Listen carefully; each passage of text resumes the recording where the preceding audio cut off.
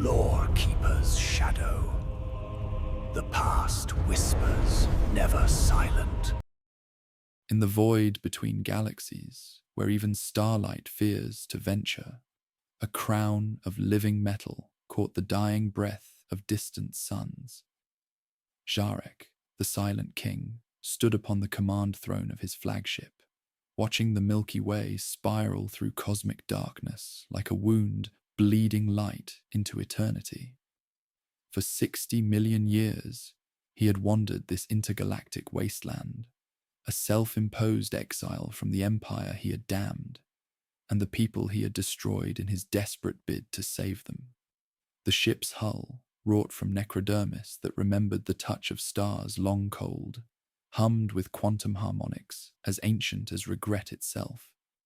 Before him stretched his former domain, now crawling with the young races he had once dismissed as mayflies, humans clawing toward the stars, Eldar dancing on the graves of their gods, orc empires spreading like green cancer through the void. But beyond the galaxy's edge, something else stirred in the darkness, a shadow that devoured light itself, consuming entire systems with hunger that made even his mechanical heart recoil. The Tyranids, the great devourer, the reason for his return. We truly love and care for you, dear listeners, sharing this tale across the vastness of space and time. Before we begin the story, tell us, where in the world are you watching from, and what time is it there? Now, let's get started. The Silent King's skeletal fingers traced the armrest of his throne as memories older than worlds flickered through his consciousness.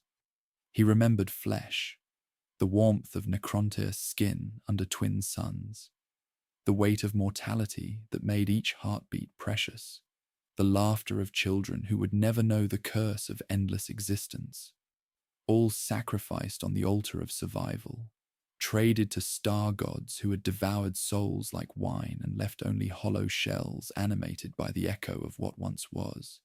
His subjects slumbered in tomb worlds scattered throughout the galaxy, billions of consciousness compressed into mechanical forms that could never truly live again. The biotransference, his greatest triumph and most damning failure, haunted every nanosecond of his existence. He had saved his people from extinction, only to damn them to something worse, an immortality without meaning, existence without essence. The approaching Tyranid swarm would consume everything in its path, digesting worlds and civilizations with equal hunger. The irony was not lost on him. He who had traded away life itself might now be the galaxy's only salvation. But return meant confronting the consequences of his choices, awakening legions who had forgotten their names, their loves, their dreams. To give them back their memories might drive them mad. To leave them in blessed automation made him the eternal jailer of his own people. Command protocols stirred throughout the ship as the Silent King prepared to end his exile. The void held its breath as Szarekh began his journey home, carrying the weight of 60 million years of guilt towards a reckoning that would determine whether the dead could ever truly remember how to live. The tomb world of Kentep hung like a metallic sepulchre against the void, its surface scarred by 60 million years of cosmic indifference. Ancient pyramids pierced the obsidian plains, their necrodermis hulls singing with harmonic frequencies as the Silent King's approach codes rippled through quantum substrates. Resurrection protocols stirred in the deep crypts, and the planet answered with the shudder of a corpse remembering life. Szarekh descended through atmosphere that had forgotten how to nurture, walking on crystalline soil that once bore grain beneath twin suns. The primary tomb complex yawned open like a mechanical flower, disgorging legions of warriors whose emerald optics held no recognition, only the cold fire of programmed obedience. Each awakening stabbed fresh guilt through his consciousness. Perfect killing machines, where once stood beings who had sung lullabies to their children. Anrakir, the traveller, emerged from translocation light, his scarred frame bearing the weight of countless campaigns fought in his king's absence. "My lord," the Vox grill intoned without warmth. 17 systems purged, tomb worlds prepared for dynastic awakening. The young races spread like infection through our former domains. Yet beneath the mechanical precision, something flickered. Doubt, perhaps, or the ghost of curiosity that had once driven him across star maps in flesh. From Shadow stepped Capra, Triarch Praetorian of the Old Order, her ornate armor bearing sigils that remembered when symbols held meaning beyond tactical designation. She knelt with fluid grace that spoke of muscle memory encoded in living metal, but in her optical sensors danced something the others lacked, not quite recognition, but its distant echo. "Command me, silent king," she whispered, and the words carried harmonics of ancient loyalty that transcended mere programming. The memory seized him without mercy, biotransference furnaces where souls were poured from flesh, like water from broken vessels, the choir of his species screaming itself into blessed silence. He had stood before billions and promised salvation, not understanding that the Citan's gift would preserve their bodies while devouring everything that made preservation worthwhile. The star gods had fed on essence itself, leaving only hollow echoes animated by quantum mockery. A warrior stumbled from his sarcophagus, staring at metallic hands as if they contained riddles written in languages he had forgotten. His Vox grill crackled. "The Thren." The name fell apart like ancient stone, and obedience reclaimed him with gentle chains. But for one terrible moment, Szarekh had glimpsed something stirring beneath the programming. Memory, perhaps, or its agonizing absence. "Can they be restored?" Anrakir asked, and the question hung in recycled air like incense in a desecrated temple. Szarekh gazed across assembled legions awaiting commands they could not question, feeling the weight of their silent trust. If memory was a blade, must he place it in every hand? If hope was poison, was he the cup? In the distance, extragalactic static whispered of approaching hunger, the great devourer tasting even here, reminding him that time, even for the immortal, was not infinite. The dead had awakened. Now came the harder question. Could they remember how to live? The memory struck like radiation through dying flesh, dragging Szarekh from Kentep's resurrection chambers into the poisoned past. 65 million years collapsed into heartbeats as he remembered the Necrontyr homeworld beneath twin suns that painted every dawn in shades of malignancy. Children coughed starlight from their lungs, while elders bent like broken reeds, their bones heavy with accumulated radiation that made each breath a countdown toward inevitable darkness. He had been young then, crowned with flesh that remembered warmth, ruling a species trapped between the immortal old ones and their own murderous star.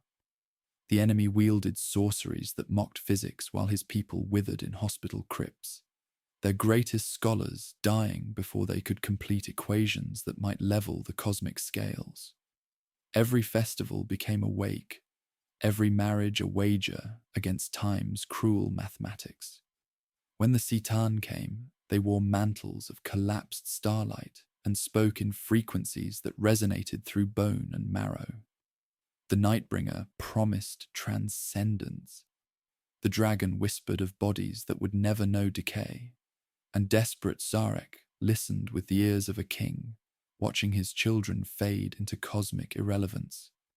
They demonstrated their gift on volunteers, transformation into living metal that preserved consciousness while discarding mortality's burden. The volunteers emerged perfect, their personalities intact, memories sharp as crystal blades. They laughed with familiar voices, spoke of loves and dreams with heartbreaking precision. How could he have known that the Citan fed during those first transfers, consuming souls while leaving sophisticated echoes that mimicked life with cruel artistry? The demonstrations were theatre performed by hollow shells that remembered laughter but had forgotten why joy mattered. The great procession began at dawn, on the day that murdered hope itself. Billions lined the biotransference furnaces with trust that cut deeper than any weapon. Mothers carrying infants, lovers holding hands for the final time, warriors singing hymns that would never again stir their hearts. The machines hummed with false promise as bodies dissolved into quantum fire. Consciousness poured into necrodermis shells while the star gods gorged themselves on essence. Szarekh remembered the moment, understanding crystallized like poison in his thoughts. A child approached him after the process, speaking with familiar inflections about games they had shared. But behind emerald optics lay only programmed void. The being wore his nephew's memories like stolen garments, performed his mannerisms with mechanical precision, but the spark that made laughter infectious was gone forever, devoured by hungry gods who grew drunk on consumed souls. He had sought to save his people from extinction, and instead authored their damnation, architect of the greatest tragedy in galactic history. The Necrontyr had entered the furnaces as living beings and emerged as perfect simulacra, their culture, dreams, and very sentience, replaced by the hollow hum of circuits pretending to be consciousness. Standing now among the awakened legions of Kentep, Szarekh felt the weight of 65 million years of guilt pressing down like the gravity of collapsed stars. Could the soulless find redemption, or was he doomed to shepherd beautiful emptiness until the heat death claimed even immortal metal? Beneath Kentep's crystalline foundations, where quantum resonance chambers hummed with frequencies that predated civilization, Szarekh descended into vaults that held his most shameful trophies. The necrodermis walls sang in harmonics too ancient for living throats, their surfaces carved with star maps of galaxies that no longer existed. Here, in chambers sealed by tesseract mathematics, lay the shattered remnants of gods he had helped destroy, Catan shards imprisoned in crystalline labyrinths that twisted space into geometric agony. The largest vault pulsed with malevolent awareness, its prisoner blazing with stolen light. The Eater of Echoes fragment pressed against bonds forged from collapsed starlight, and as Szarekh approached, phantom sensations flooded his consciousness. The taste of his first meal as flesh, the weight of tears shed in joy, the pride that had swelled his chest when subjects first called him king. All echoes devoured during biotransference, preserved within the creature that had orchestrated his people's damnation, like insects trapped in amber made of memory. From shadows wreathed in chronal displacement, stepped a figure that embodied ambition, given form. Szarekh, cryptek of the sorrowful vector, moved with fluid grace that spoke of extensive self-modification. Additional appendages writhed with purpose around her slender frame, neural interfaces sparking with dangerous inspiration, while manifold optical lenses unfurled like metallic flowers around her primary sensor. She bowed with calculated precision, more performance than devotion. My king, her vox grill sang in frequencies tuned to seduction.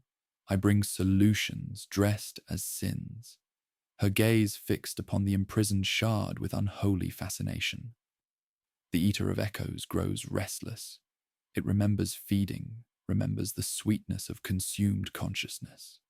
But where others see only hunger, I perceive opportunity. Szarekh felt the old wound reopen, not in body, but in purpose. He remembered the rebellion against the star gods, the synchronized treachery of an entire species rising against cosmic puppeteers who had worn mantles of collapsed starlight. Victory had tasted of ash. The jailer's keys were forged from stolen essence, and freedom purchased with the very souls they had sought to preserve. The memories remain intact within its essence, Szarekh continued, appendages dancing across holographic interfaces that mapped impossible geometries, compressed but not destroyed. With proper encouragement, we might extract fragments, names, faces, the warmth of meaning itself. The shard beneath Cygnus Prime's neutron star contains exponentially more raw consciousness, a controlled bleed, perhaps, directed transfer. The proposal hung between them like incense in a desecrated temple.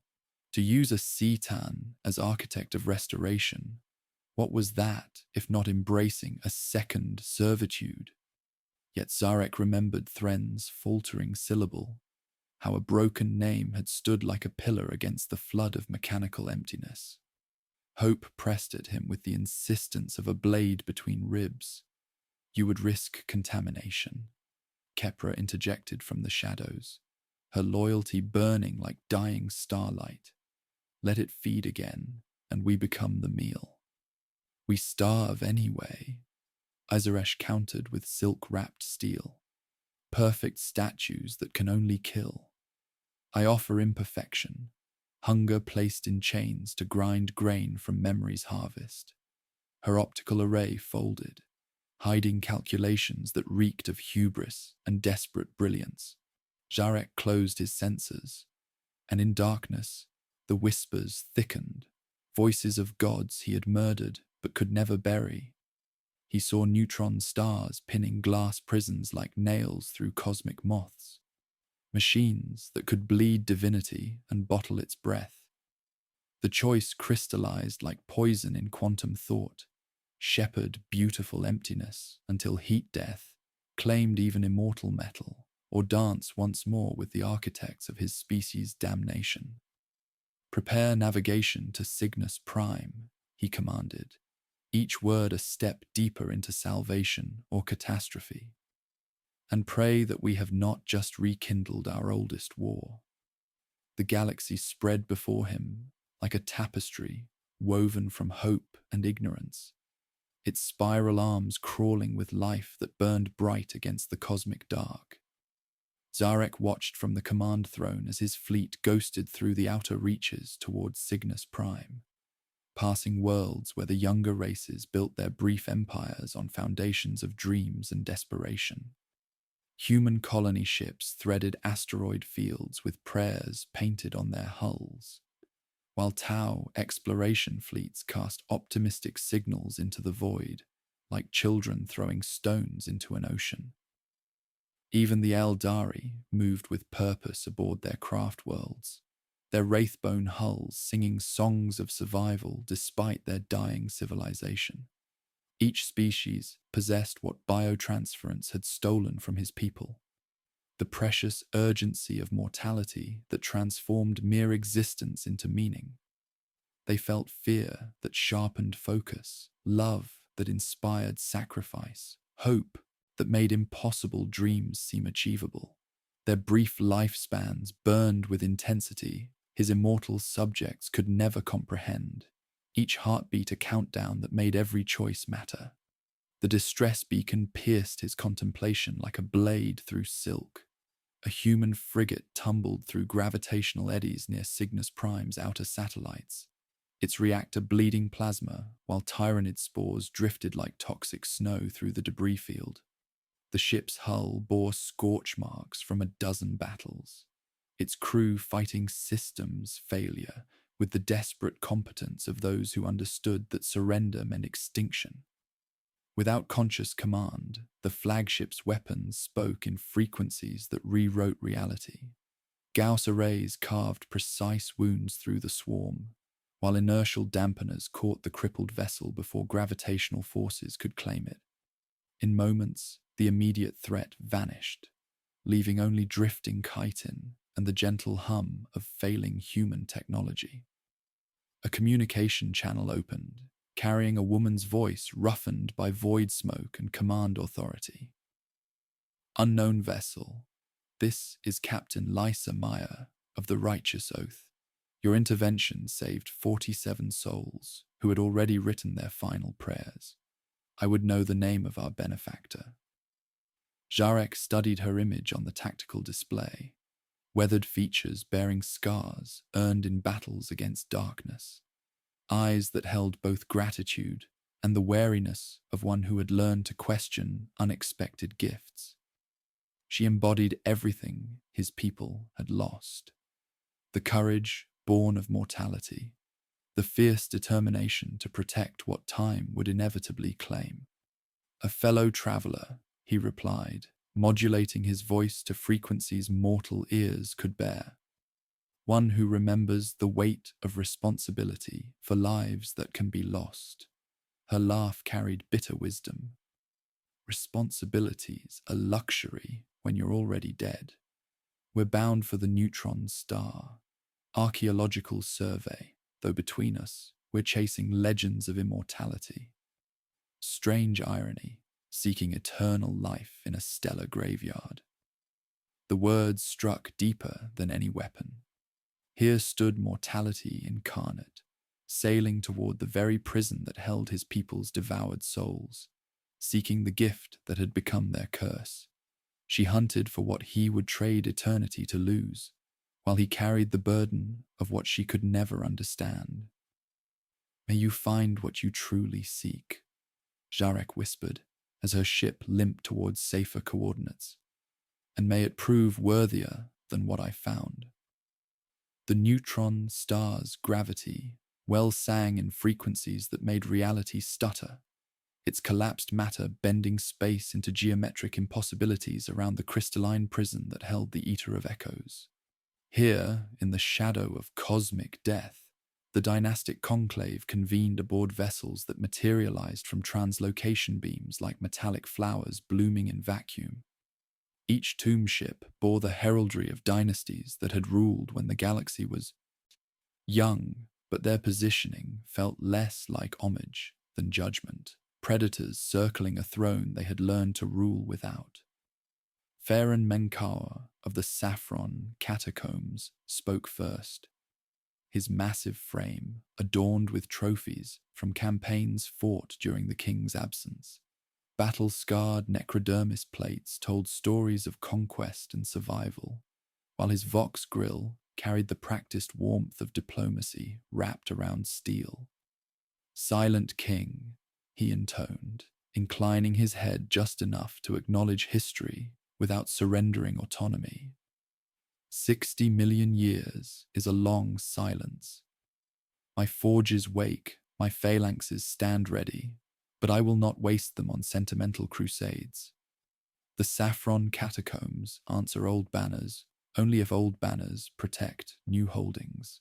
Lady Overseer Szarekh manifested through chronometric displacement, her form wreathed in temporal distortion fields that made moments stretch like pulled metal. Jewels embedded in her chassis pulsed like trapped suns, each one a captured star from dynasties she had absorbed during the interregnum.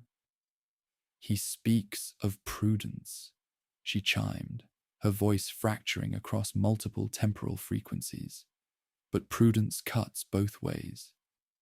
We endured your absence by becoming our own monarchs. Why should we bend now? Because you bring warnings from the void. Everyone brings warnings from the void. Szarekh felt the familiar weight of leadership pressing against his consciousness like the neutron star's gravity. These were beings who had followed him into damnation, trusted his promises of salvation, and awakened to find themselves abandoned for eons beyond counting. Their loyalty had calcified into resentment, their devotion transformed into the cold mathematics of political necessity. I preserved you from extinction, he replied, each word measured against forces that could crush matter into quantum foam. The biotransference was salvation, purchased at terrible price. Salvation? Menkaur's optical array flared with something approaching emotion. We remember flesh, my king. We remember the weight of tears, the warmth of laughter, the fierce joy of hearts that beat with purpose. What we became, preservation of form without essence. Beautiful corpses that wage war but cannot recall why victory once mattered. From the shadows, Szarekh watched with manifold optical lenses that recorded every micro-expression, every quantum fluctuation of loyalty and doubt. Her additional appendages writhed with calculated purpose as she processed the political mathematics. These fractured allegiances were fertile ground for her designs. The king's grand restoration might be too disruptive for such established powers.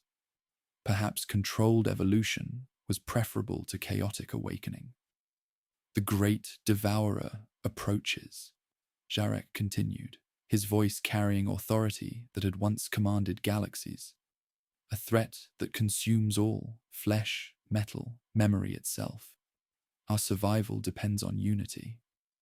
Saitak's temporal fields pulsed with dangerous energy. Yet here you stand, seeking something from the depths below. The imprisoned fragment calls like siren song. Tell us, silent king, do you chase redemption or repeat ancient mistakes? The question hung in recycled atmosphere like incense in a desecrated temple. Below them, the Eater of Echoes pressed against bonds forged from collapsed starlight, growing fat on devoured memories, while reality bent around its crystalline prison. Perhaps, Szarekh whispered, there is no difference. Beneath the neutron star's malevolent gaze, the Dolos crucible took shape like blasphemy wrought in crystalline mathematics. Szarekh watched from the observation chamber as construction scarabs swarmed across its framework, weaving quantum conduits around the central prison that held the Eater of Echoes.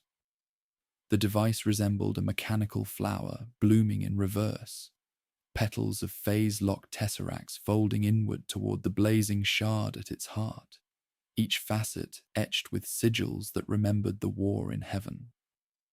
Szarekh moved through the lattice with fluid obsession, her manifold appendages conducting symphonies of heretical engineering.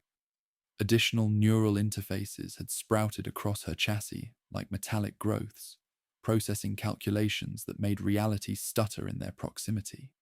The resonance chambers are calibrated to Necron consciousness patterns, she reported, optical lenses focusing on holographic displays that mapped impossible geometries. We will bleed memory without freeing the mouth that feeds. The crystalline prison pulsed with predatory awareness as the star god tested bonds forged from collapsed starlight. Within its depths lay 65 million years of devoured essence, names, faces, the warmth of love itself compressed into quantum amber. Every memory that made existence meaningful, preserved in the belly of their destroyer, like archaeological treasures buried in temporal sediment. Khepra stood rigid beside her king, ancient loyalty warring with growing doubt. This is madness, disguised as salvation, she whispered, gaze fixed on the gluttonous light. The Satan are not tools, they are cosmic predators wearing masks of utility. We are already prey, Szarekh replied, his voice carrying the weight of geological time. The question becomes whether we feed ourselves to purpose or accident. The first test subjects entered the annular chambers with movements that spoke of programming rather than choice. Warrior Prime Vecteth and 5 volunteers stepped into resonance fields that hummed with frequencies older than civilizations, their optical sensors flickering between emerald fire and something approaching confusion. Szarekh initiated the extraction. The Eater of Echoes writhed against its bonds as the crucible began bleeding fragments of consciousness through quantum conduits, stolen essence flowing like wine from punctured vessels into waiting neural matrices. Vecteth convulsed as foreign memories flooded his consciousness, the taste of water drunk from flesh lips, the weight of tears shed in joy, the fierce pride of protecting something precious. His vox grill crackled with sounds that had no place in mechanical throats. A sob, perhaps, or the ghost of laughter that remembered why joy mattered. Two subjects collapsed immediately, their neural matrices overloaded by competing memories that belonged to strangers whose souls had been consumed eons ago. One spoke names in dead languages before falling silent forever. Another simply stared with optical sensors that held pure, unadulterated terror. But Vecteth trembled, and from his throat emerged a single, guttural sound. Unmistakably, a sob.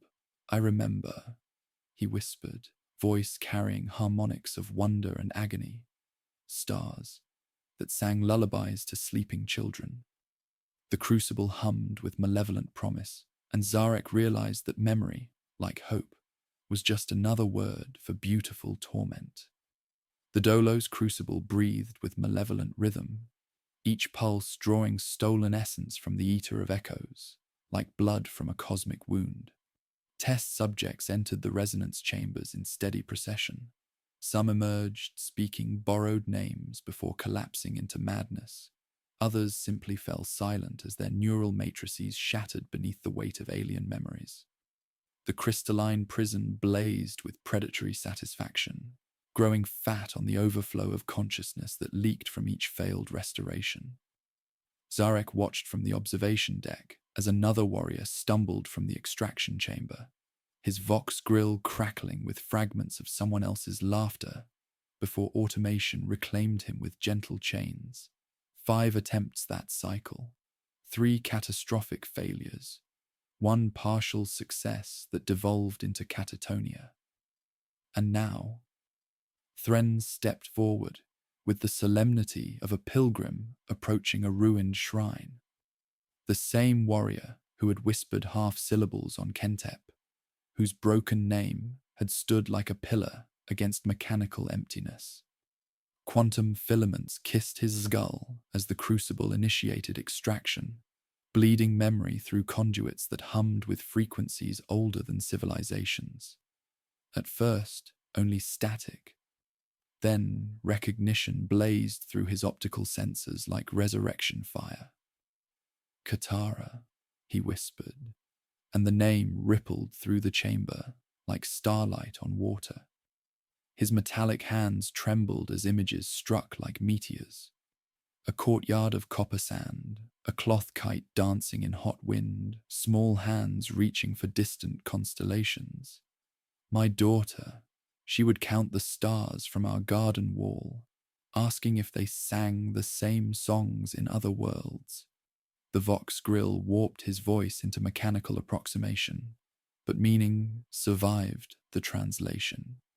He wept quantum tears that evaporated before they could fall, consciousness flooding back like tide into empty vessels. I taught her the constellations. I promised to show her distant suns when she grew tall enough to reach them. Kepra knelt beside the other subjects, ancient loyalty burning with something approaching grief. Memory without flesh, she intoned, is just another word for beautiful torment. From her control alcove, Izaresh watched with manifold optical lenses that recorded every neural cascade, every quantum fluctuation of success and failure.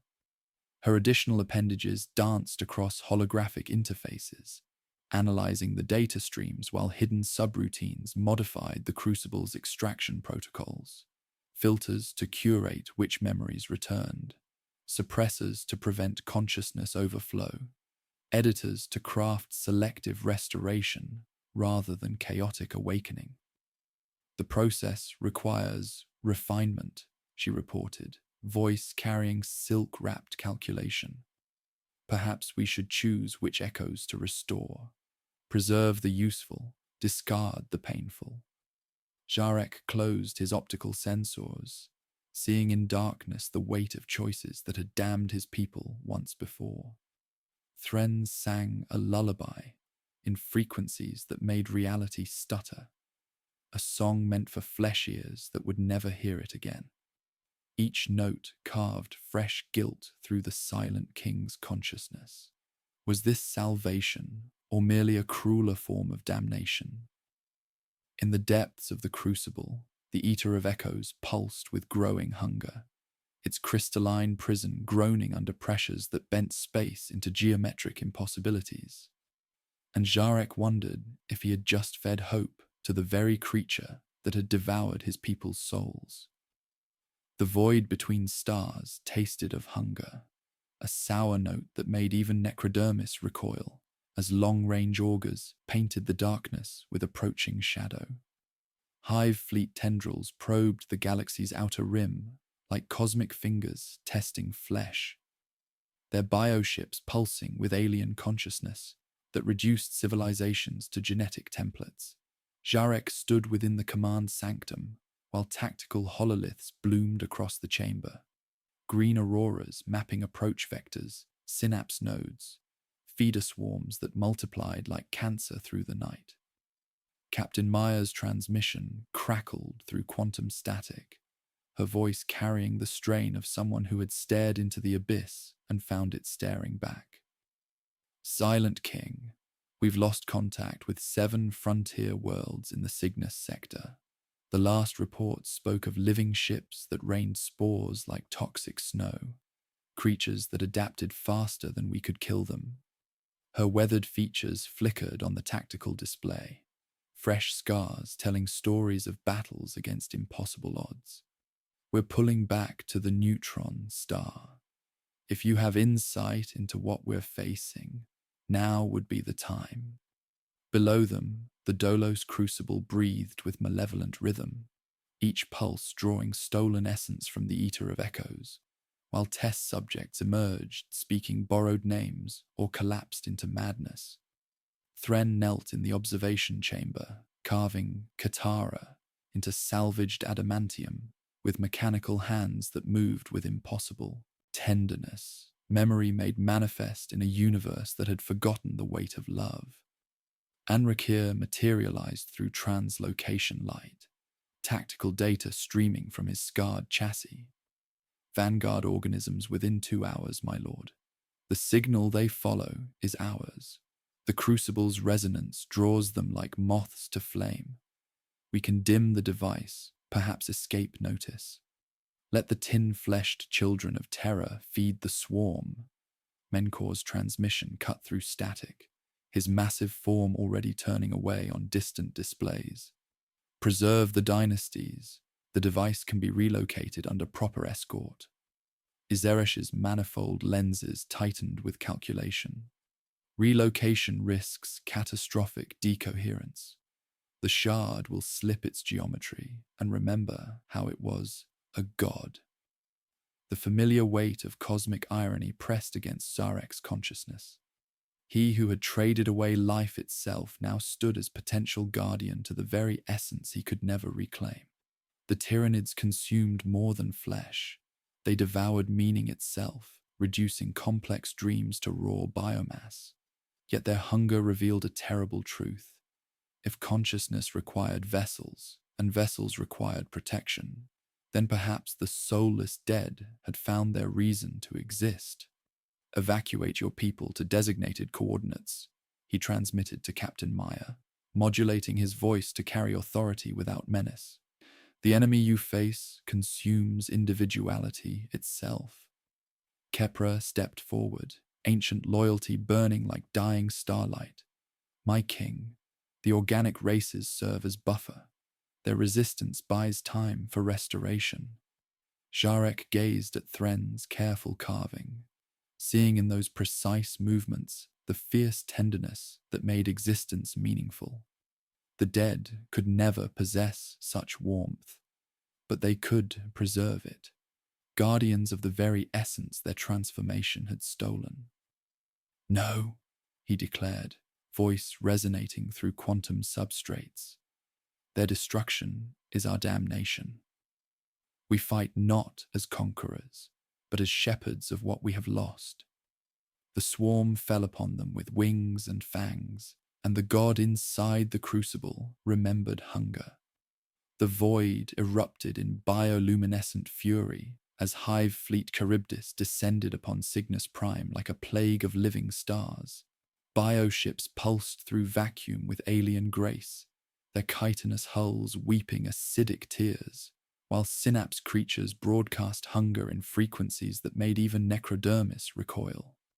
The neutron star's gravity well sang its deadly song, timing the battle like a cosmic metronome as the Dolos crucible pulsed with increasing urgency in the depths below. Szarekh watched from his command throne as tactical displays bloomed with hostile contacts, each organism representing the antithesis of everything he sought to restore. The Tyranids possessed not soulless emptiness like his people, but a singular hunger that devoured individuality itself, reducing dreams and consciousness to raw genetic material. They were the universe's final joke, meaning becoming food for creatures that possessed none. Captain Liza Meyer's transmission crackled through quantum interference, her weathered features flickering on the display. Smoke streaked her cheek, dried blood turned one eyebrow black, yet her voice carried the steel of someone who had stared into the abyss and chosen defiance. Righteous oath to any imperial forces. We're holding the evacuation corridor, but these things adapt faster than we can kill them. If you have tactical insight, Silent King, now would be the time.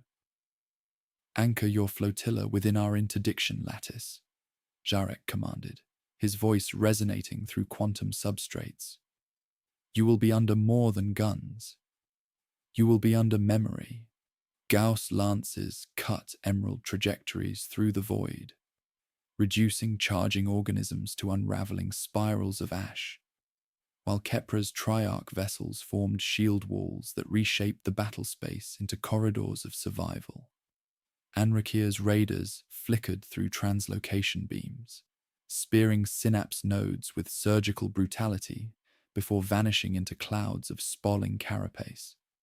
Menkor's heraldry flashed as his fleet sheared away, engines bright with treachery, disguised as tactical prudence. The king chooses shepherd's work over dynastic preservation. His transmission carried silk-wrapped contempt. My phalanxes will regroup beyond interference. His tomb ships flickered out of existence, abandoning the field with calculated pragmatism. He leaves a gap, Kepra observed, ancient loyalty burning like dying starlight. I will hold it. You will live, Szarekh replied, reorienting entire phalanxes with thought alone. The familiar weight of cosmic irony pressed against his consciousness. He, who had traded away life itself, now stood as guardian to the very essence he could never reclaim. Their destruction is our damnation. We fight not as conquerors, but as shepherds of what we have lost. Deep within the crucible's resonance chambers, Izaresh pursued her own vision of salvation. While the Silent King commanded the fleet above, she continued her refinements in an isolated, experimental chamber. Subject 734 lay inert in carefully modulated fields as she initiated controlled extraction. Not the chaotic flood of raw memory that had driven others to madness, but curated fragments selected for utility over authenticity. The warrior shuddered as filtered consciousness flowed through quantum conduits. Izaresh had chosen carefully, the pride of craftsmanship, the satisfaction of perfect execution, the focus of dedicated purpose. No love, no loss, no fear, only function distilled to mechanical perfection. Subject 734 rose with movements that spoke of optimization rather than awakening. It retrieved a damaged chronometer from previous experiments and began repairs with unnatural speed and precision. Broken gears meshed, shattered crystal reformed. Complex mechanisms whirred back to life with flawless efficiency.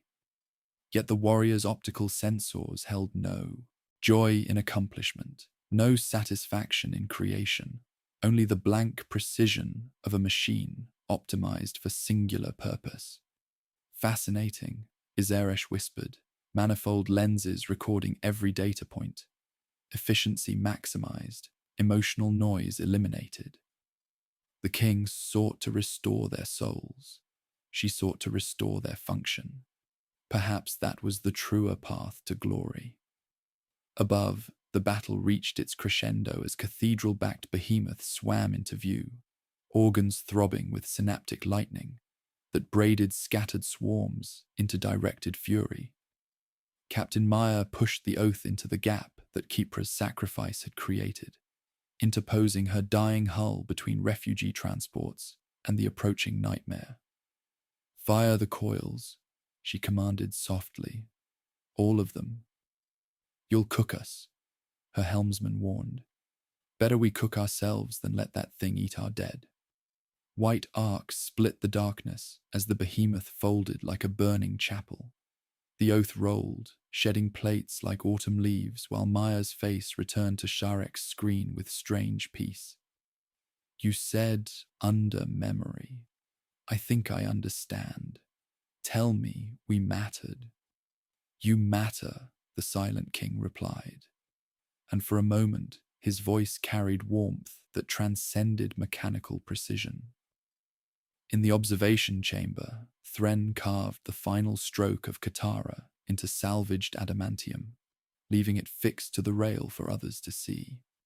He returned to his position and fired with accuracy that no algorithm could explain, each shot guided by love that remembered its purpose. The crucible groaned as containment fields fluctuated under increasing pressure. The Eater of Echoes pressed against bonds forged from collapsed starlight, growing fat on devoured memories while cracks raced like frost across its crystalline prison. Szarekh's hands hovered over controls that could edit soldiers into perfect obedience, while somewhere in the depths, Subject 734 repaired chronometers with soulless precision. "Choose," Szarekh urged through private channels. "Give me the lattice, or the god walks free." Szarekh stared into blazing light where his sins had learned to sing, knowing there was no clean answer left in any universe. The swarm broke against his lines, their vanguard shattered, but victory felt hollow as the crucible's harmonics deepened into something like prayer. Between hunger and hope, the battle hung, and the king's next breath would tilt it one way forever. The storm broke in ragged silence, as battles always do, when the last scream fades into vacuum. Around Cygnus Prime's neutron star, debris drifted like a reliquary of ruined intentions, chitin curling in the void, human hull plating scorched black, emerald traces of gas fire now cold and inert. Yet within the Dolos crucible's crystalline heart, there was no silence, only the low, predatory hum of something that had remembered the taste of souls and found it sweet. Szarekh stood at the observation rail, listening to that hunger deepen with each extraction, cycle. The Eater of Echoes pressed against bonds forged from collapsed starlight, its prison blazing with malevolent satisfaction as stolen memories leaked through quantum conduits like wine from punctured vessels. Every failed restoration fed it. Every partial success made it stronger. The calculus of salvation tasted like ash and smelled like smoke. "The perimeter holds," Kepra reported, her voice carrying undertones of ancient loyalty strained to breaking. "Captain Meyer's flotilla maintains the refugee corridor. The Tyranid vanguard retreats, but their synapse ships gather in the outer system. They will return." "They taste our resonance," Szarekh replied, watching tactical displays bloom with hostile contacts that multiplied like cancer through the night. The crucible calls to them like carrion draws scavengers. From her control alcove, Szarekh glided forward with manifold optical lenses dilated in unholy fascination. Her additional appendages folded and unfolded with the quiet delight of a virtuoso about to strike a discordant note. Then we must accelerate our work, she said, voice carrying silk-wrapped calculation. The extraction protocols require refinement. We need living neural plasticity to bridge the gap between memory and meaning. Kepra stiffened. Explain. Our matrices fail because we graft echoes onto emptiness, Szarekh continued, gesturing toward holographic displays that mapped impossible geometries. Living consciousness resonates at frequencies the dead cannot achieve. A transient coupling between mortal minds and Necron matrices would provide scaffolding for restored identity, preventing catastrophic phase collapse. You mean to drain minds to feed masks, Kepra said, her hand moving instinctively toward her weapon. Sample, not drain, Szarekh corrected with practiced conviction. Temporary resonance, then clean separation. The donors experience intrusive recollection for a time, a small price to resurrect a people. Captain Meyer's transmission crackled through quantum static, her weathered features flickering on the display. Fresh scars told stories of battles against impossible odds, while her eyes held the tired determination of someone who had stared into the abyss and chosen defiance.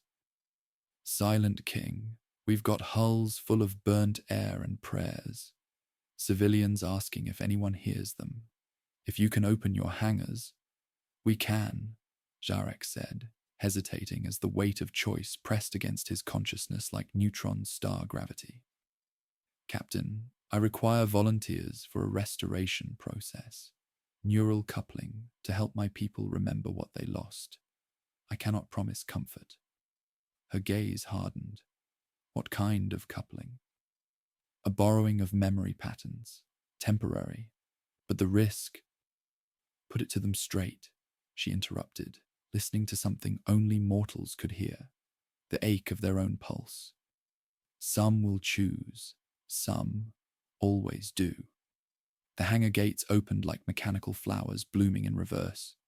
Mortals filed through corridors of emerald light, their faces ash-smeared and hollow-eyed, clutching reliquaries and children and frightened courage.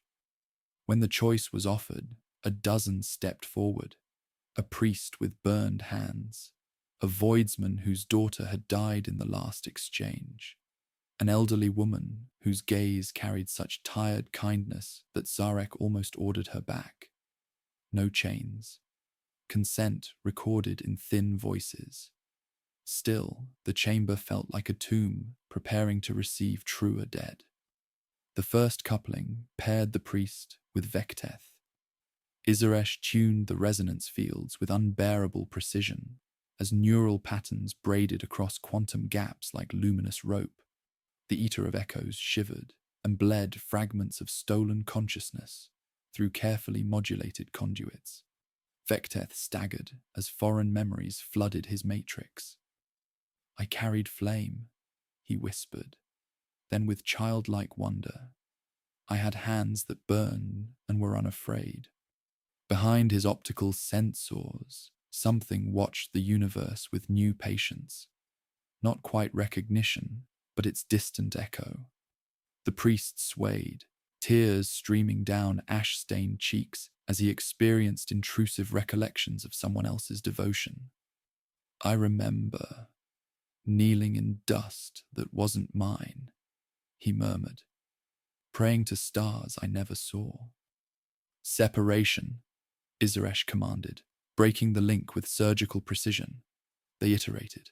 Some couplings quenched like wet tinder, leaving donors pale and haunted by strangers' dreams. Others flared and went out, subjects collapsing into beautiful madness, while the shard brightened with sick joy. On the 9th attempt, the elderly woman paired with Thren, her paper-thin hand settling in his metallic grasp. I had a boy once, she said softly. He died before learning cruelty. Use what I have left. The fields engaged. Quantum harmonics deepened as consciousness bridged the gap between flesh and metal. Thren spoke, not in words, but in a long exhale that might once have been a sigh. Katara, he murmured, then astonishingly, and the smell of soap on new sheets, the woman replied, eyes closed in shared memory. And lullabies sung to empty rooms. The Eater of Echoes convulsed, tugging at living warmth with sudden, terrible appetite. Containment alarms pealed as the shard swelled beyond safe parameters. Izaresh's hands flashed across controls, hardening fields while the old woman's breath hitched in sympathetic pain. "Sever the link," Kepra commanded. "Not yet," Izaresh hissed, transfixed by data streams. "We are so close." Szarekh drove his will into the lattice, becoming a wall between hunger and hope. The connection snapped. The woman slumped, alive, but whispering names that belonged to other mothers in other times. Thren fell to one knee, both hands clenched on the rail, as borrowed memories settled into quantum matrices like sediment in still water. Later, alone beneath the crucible's burning heart, Szarekh watched Subject 734 repair chronometers with soulless precision. Izaresh's vision of curated restoration, function without feeling. In the observation chamber, Thren carved Katara into salvaged adamantium while speaking of constellations that once danced above copper sand. "Do not ask the living to stand between you and your guilt," Kepra said afterward, voice low with fury and grief. "I ask them to stand between us and extinction," Szarekh replied, more sharply than intended. "Meaning requires vessels. We cannot protect what we will not hold." "That line has fed gods before," she warned. The crucible's song deepened into hunger hymn as the Citan shard pressed against weakening bonds. Outside, Tyranid bioships gathered like storm clouds pregnant with alien lightning. In the depths below, gods stirred in crystalline prisons, while above, the swarm prepared for harvest. Szarekh did not order a halt. Hope, he realized, was just another word for beautiful torment, and he was learning to embrace them both. The neutron star pulsed like a cosmic heart, each beat sending gravitational waves through the Dolos Crucible's crystalline framework. In the depths below, the Eater of Echoes pressed against bonds that sang with increasing strain, its hunger growing fat on the discord that rippled through the assembled fleets like poison through veins. Szarekh watched from his command throne as the first betrayal revealed itself in data streams that tasted of silk and calculation. Izaresh emerged from her hidden laboratories with manifold optical lenses dilated in unholy satisfaction. Behind her came figures wreathed in temporal distortion, cryptex whose names carried weight in dynastic halls, overseers whose ambitions had calcified into cold purpose during his long exile. The Reclamation Conclave, she called them, and their heraldry blazed across quantum channels like brands upon the void. "We offer efficiency where you provide chaos," Izaresh declared, her additional appendages dancing across holographic displays that mapped impossible geometries. Subject 734 repairs chronometers with perfect precision. No pain, no doubt, no inconvenient memories of loss. Why burden them with the agony of what they cannot reclaim when we can give them the strength of what they were? Around the observation chamber, her curated warriors moved with identical grace, perfect soldiers whose memories had been filtered through algorithms that preserved function while discarding the weight of feeling. They remembered duty without questioning purpose, recalled skills without the passion that had originally forged them. "You edit souls like technical manuals," Kepra accused, ancient loyalty burning like dying starlight in her optical sensors. "I preserve what matters, while discarding what weakens," Izaresh replied with practiced conviction. "The king seeks to restore their hearts, I seek to restore their purpose. The second betrayal came wrapped in diplomatic courtesy and delivered with surgical precision. Farron Menkar's transmission crackled through quantum static, his massive frame positioned against star fields that spoke of tactical advantage. Silent King, the Saffron catacombs have reconsidered our position. The crucible represents dangerous precedent, awakening consciousness without awakening loyalty. On the tactical display, his tomb ships materialized from translocation beams, like metallic flowers blooming in vacuum, their positions forming a perfect interdiction lattice around Lady Overseer Szarekh's smaller fleet. Emerald lances carved through ancient hulls with brutal efficiency, not in skirmish, but in swift execution. Menkar moves against those who would support restoration, Kepra observed, her voice carrying undertones of grim confirmation. He makes his play, while the galaxy burns. Szarekh's defiance crackled through failing communications. My loyalty is not to dynasties, Farron, but to the promise of something more than hollow conquest. Her flagship shuddered under sustained fire, temporal jewels flickering like dying stars as her fleet began to break apart. The third betrayal cut deepest, emerging from the neutron star's core like a pillar of stolen light. The Harvester of Sorrows erupted from containment fields that Szarekh had claimed were secure, its crystalline body blazing with devoured consciousness as it tasted freedom for the first time in 65 million years. You fed it, Szarekh accused, understanding crystallizing like poison in quantum thought. I used it, Szarekh replied without remorse. The conclave requires controlled tools, not chaotic gods. Directed hunger serves our vision better than random appetite.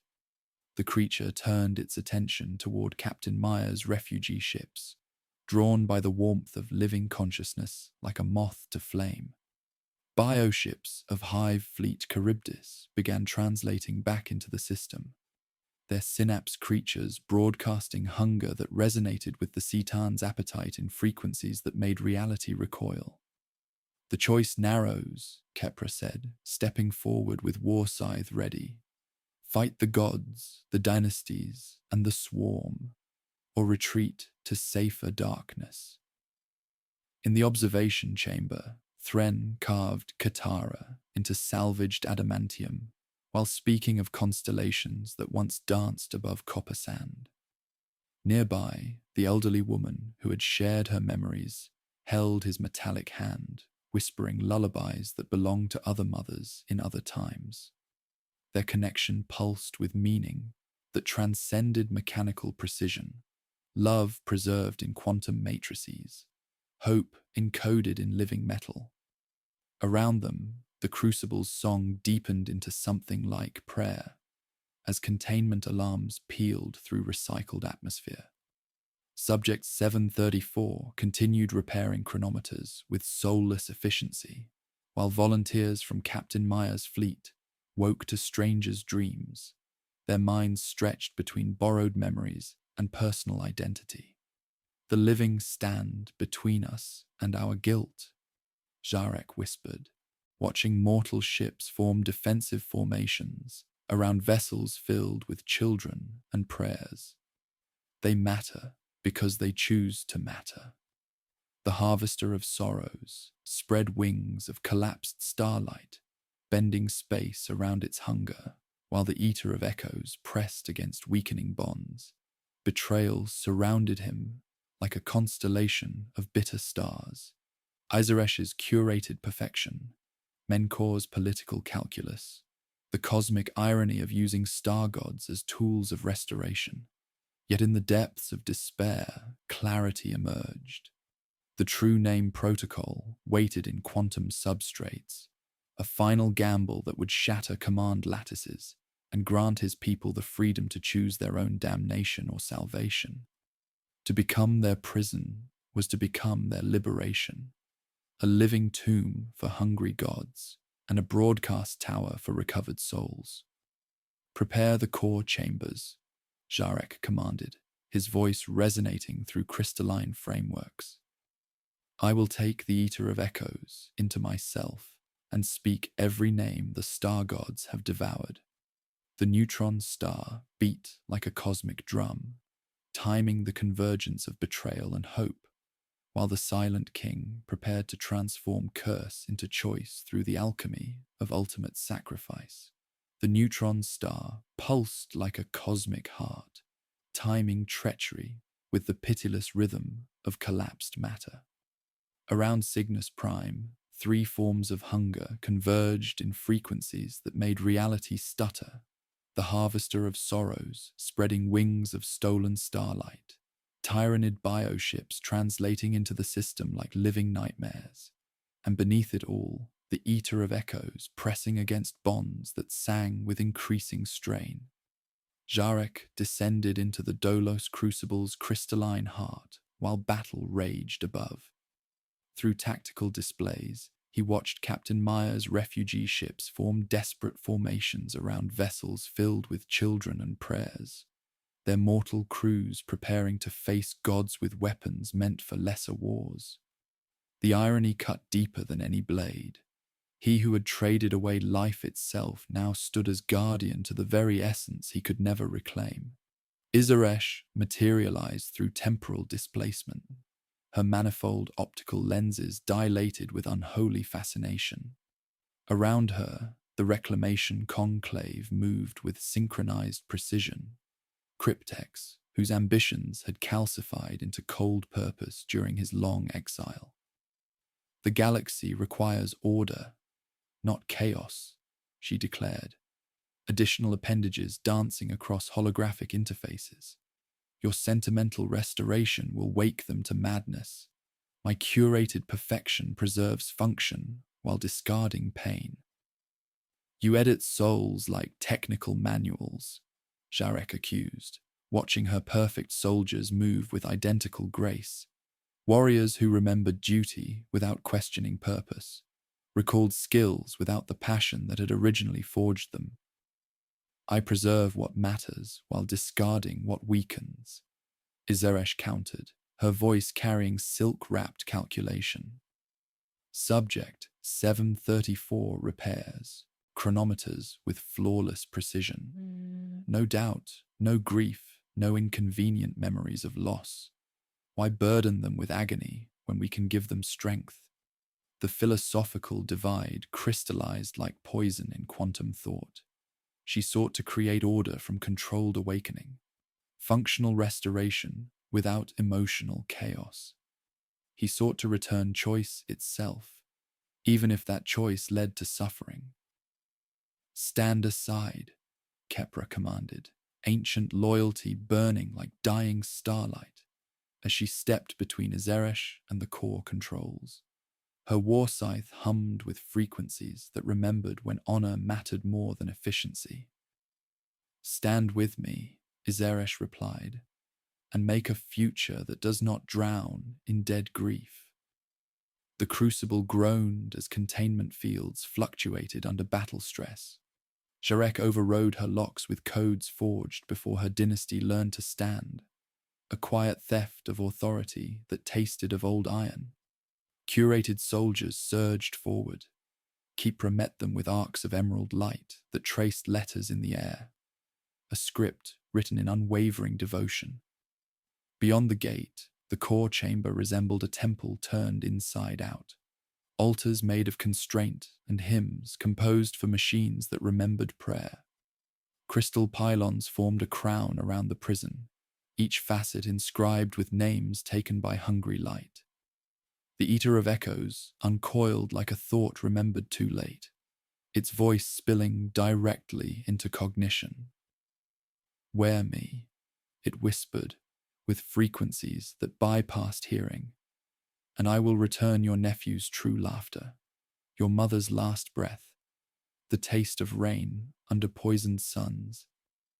You cannot return what you devoured, Szarekh replied without heat, exposing the core of his command lattice, the crown socket that had yoked empires. You can only counterfeit it brighter, but I can become the lock you cannot pick.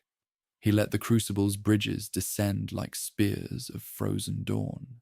Pain took him with ceremonial patience, arriving first as heat, then as light, and finally as the intimate pressure of a star trying to live inside consciousness that remembered mortality's ache.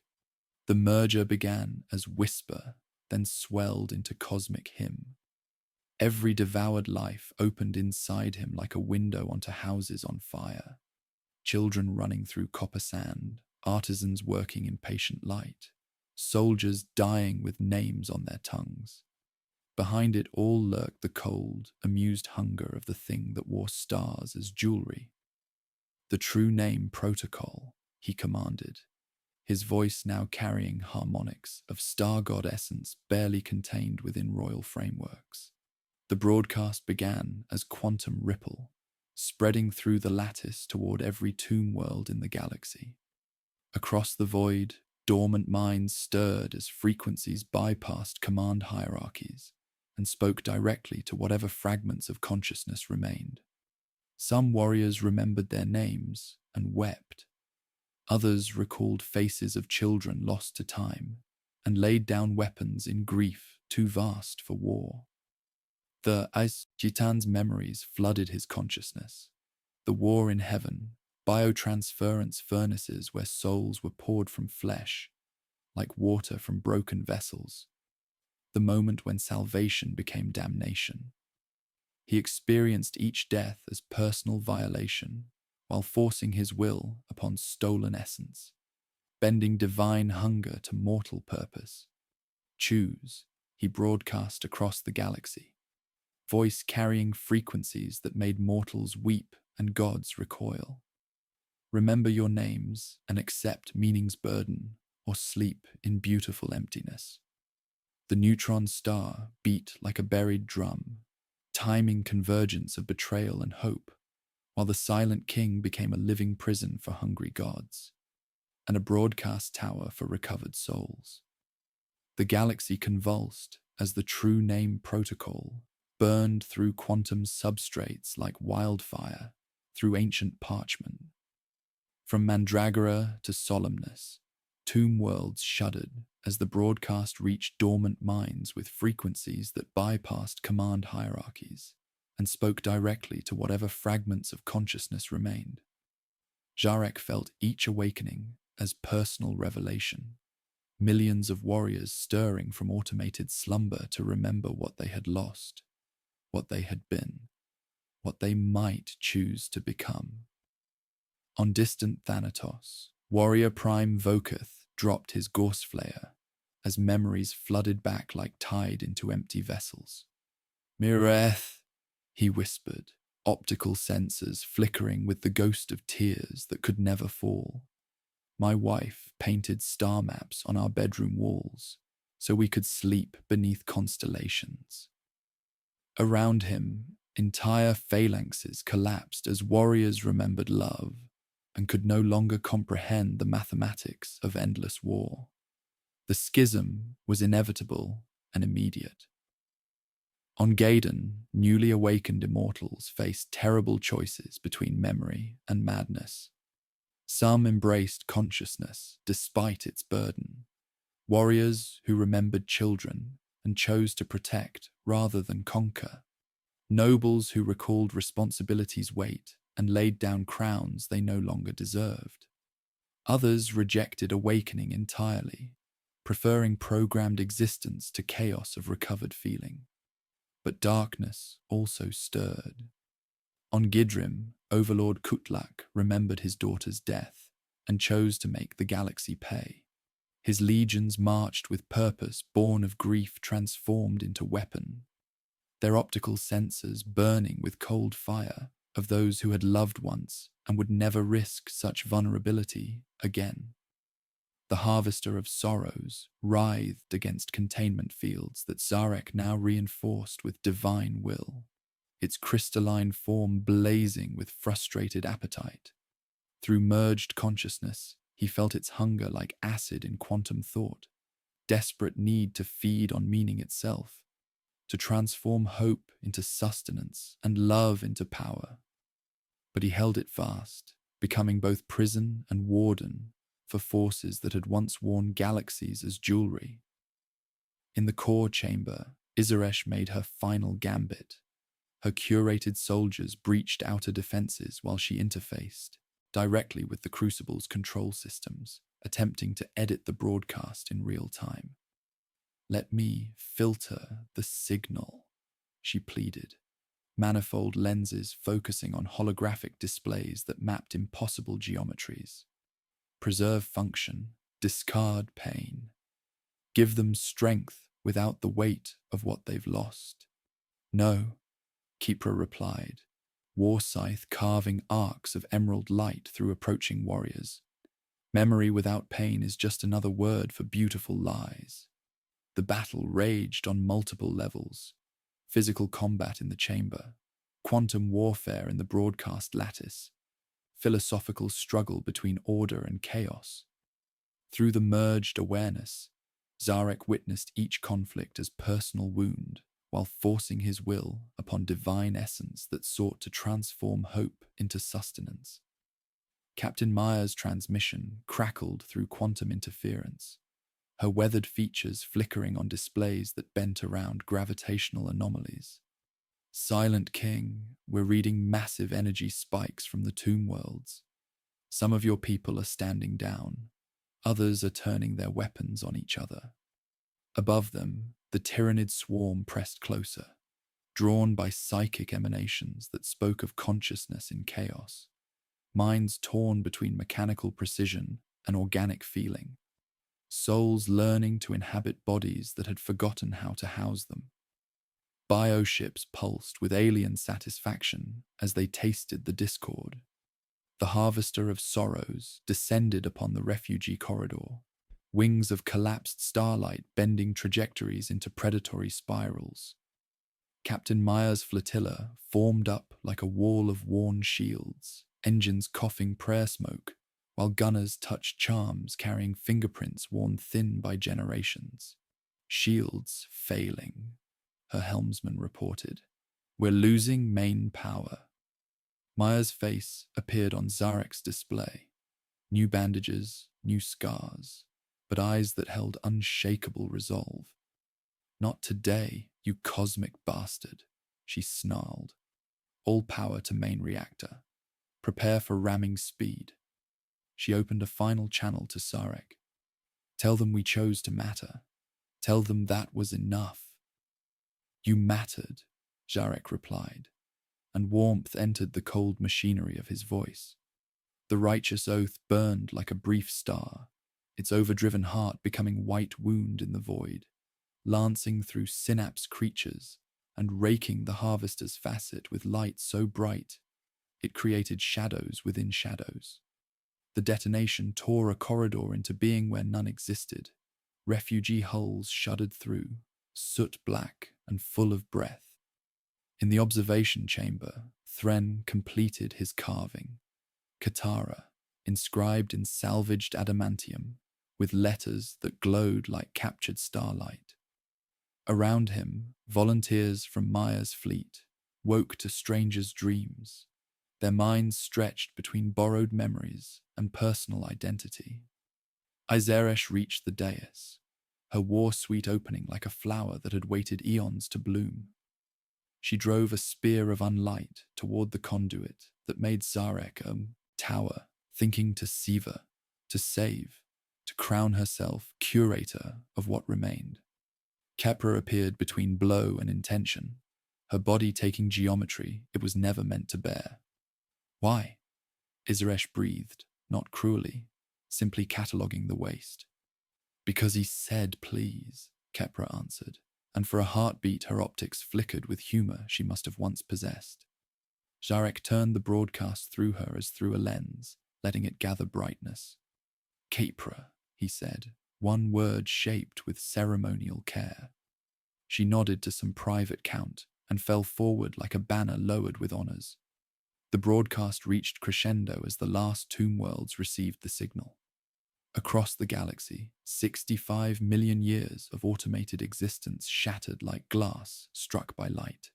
Some warriors chose consciousness despite its burden. Others selected peace of programmed sleep. A few remembered everything and went mad from accumulated loss.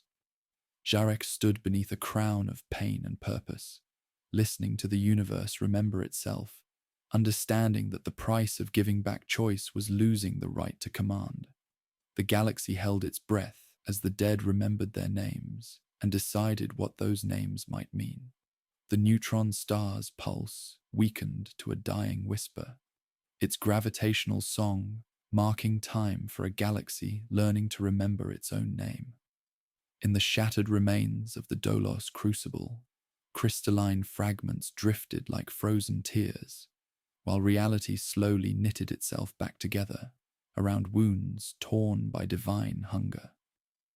Szarekh stood at the epicenter of transformation, the eater of echoes burning within his consciousness like a star learning to die. Its ancient appetite contained within royal frameworks that had become both crown and cage. The true name, Protocol's final echoes, rippled through quantum substrates, carrying choice to tomb worlds that had slumbered in beautiful automation for 65 million years. Across the galaxy's spiral arms, the Necron Empire exhaled, not collapse, but conscious dissolution, as millions of warriors faced the terrible gift of awakened memory. Some wept quantum tears for children lost to time, their optical sensors flickering with recognition of faces carved in living metal. Others rejected consciousness entirely, preferring programmed peace to the chaos of recovered feeling. On distant Mandragora, Overlord Anraker knelt beside warriors who spoke names in dead languages, their voices weaving together in frequencies that sounded almost like prayer. The schism manifested immediately, some dynasties choosing protection over conquest, others transforming grief into weapons that would make the universe pay for their loss. On Gaiden, newly awakened nobles laid down crowns they no longer deserved, while on Gidrim, Kutlak's legions marched with purpose born of love, corrupted into vengeance. The empire did not fall. It scattered like seeds into soils none could understand, each fragment choosing its own path toward uncertain light. Some became wanderers, seeking meaning in a universe that offered none. Others became guardians of organic life they could never again possess, protecting with fierce devotion what their transformation had stolen forever. In the observation chamber, Thren completed his vigil beside carved letters that caught starlight and held it like promises made to the dark. Katara glowed in salvaged adamantium, while he spoke of constellations that had once danced above copper sand, of small hands reaching for distant stars, of lullabies sung to empty rooms. The elderly woman who had shared her memories sat beside him, her paper-thin hand resting on his metallic wrist with impossible tenderness. "Tell me about her," she whispered, and Thren's voice carried harmonics of wonder and agony as he described promises made under poisoned suns to a child who would never grow old enough to see them kept.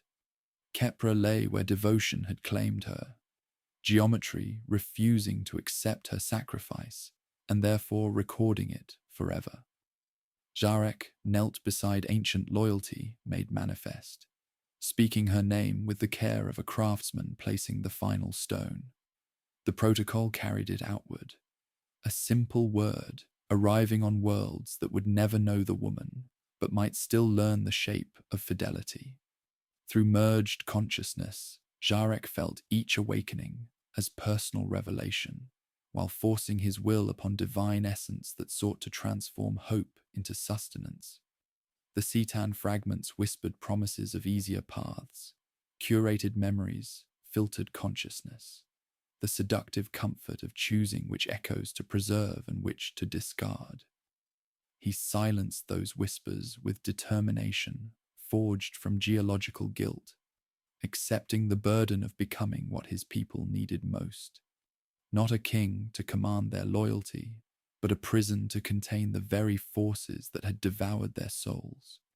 Across the void, the harvester of sorrows limped through darkness, its crystalline form shattered by Captain Maya's sacrifice and the weight of contained divinity. The tyrannid swarm retreated, their hunger temporarily sated by the psychic chaos of consciousness, learning to inhabit bodies that remembered mortality's ache. In distant chambers, Izerish's curated soldiers stood in perfect formation, their memories edited to preserve function, while discarding the weight of feeling. Monuments to efficiency achieved through the amputation of hope. Yet in the ruins of ambition, something approaching grace emerged. Thren carved another name into adamantium, not his daughter's this time, but the mortal woman who had bridged the gap between flesh and metal with borrowed warmth. Vera joined Katara in letters that transformed salvage into scripture, while around him awakened warriors discovered that memory without pain was just another word for beautiful lies. The neutron star sang its final song as Szarekh prepared for exile, deeper than the void between galaxies. Not the wandering of his first departure, but the profound isolation of one who carried cosmic sins like radioactive jewelry. He had sought to undo his greatest tragedy, and instead discovered that the past, once written, could only be reinterpreted through the alchemy of ultimate sacrifice. The galaxy held its breath as the dead remembered their names and decided what those names might mean. Some chose consciousness despite its burden. Others selected the peace of programmed sleep. A few remembered everything and went mad from accumulated loss. But all had chosen, and choice itself was the gift that transcended damnation. Szarekh walked alone into the dark between stars, carrying his burden as both redemption and eternal punishment. Behind him, the crucible's remains drifted like a wreath, until the neutron star's tides unmade them into nothing worth collecting. He became what he had always been, architect of his people's greatest tragedy, and their only hope for something approaching grace. The silent king, bearing his crown of living gods toward darkness, leaving behind a galaxy where love had proven stronger than the mathematics of endless night. The end